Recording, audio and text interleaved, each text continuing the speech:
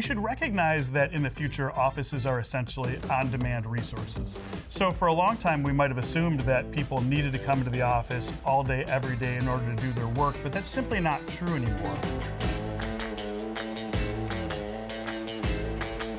I'm Ryan Anderson, Vice President of Global Research and Insights at MillerKnoll.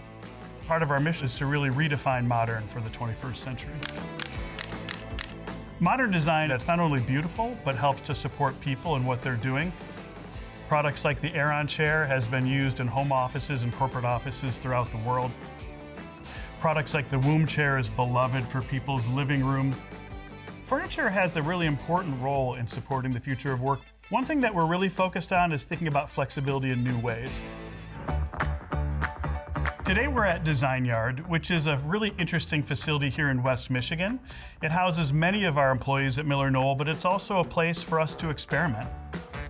We call this area a plaza. It's designed to be very social and to be very colorful. We want employees that have been working in different spaces throughout the course of the pandemic to feel like they've got a space to reconnect. There's a variety of reservable meeting spaces in this facility, but they're all different. It's important to give people choices so they can find a space that suits their needs. I've had the chance to observe a lot of changes in the 25 plus years that I've been involved in studying future of work.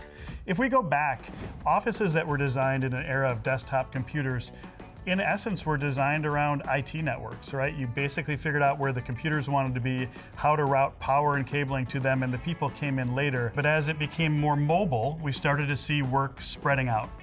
We're entering into one of our team neighborhoods. Instead of assigning everyone a desk or having all the desks in the facility shared, we give each team a neighborhood, basically a group of desks, social areas, project space that's shared amongst them.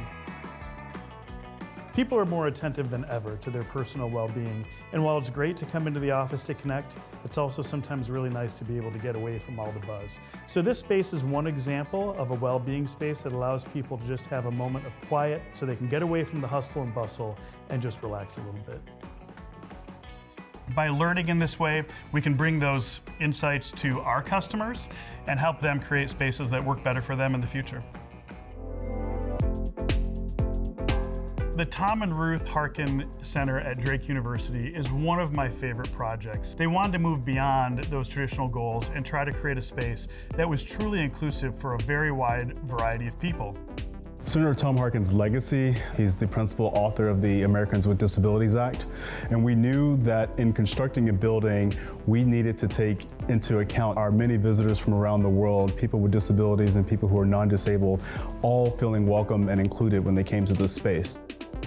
You'll see a lot of extra wide hallways and walkways, very important to us so people can walk side by side or roll side by side. We want to be able to create spaces that are both functional and comfortable with sleek design.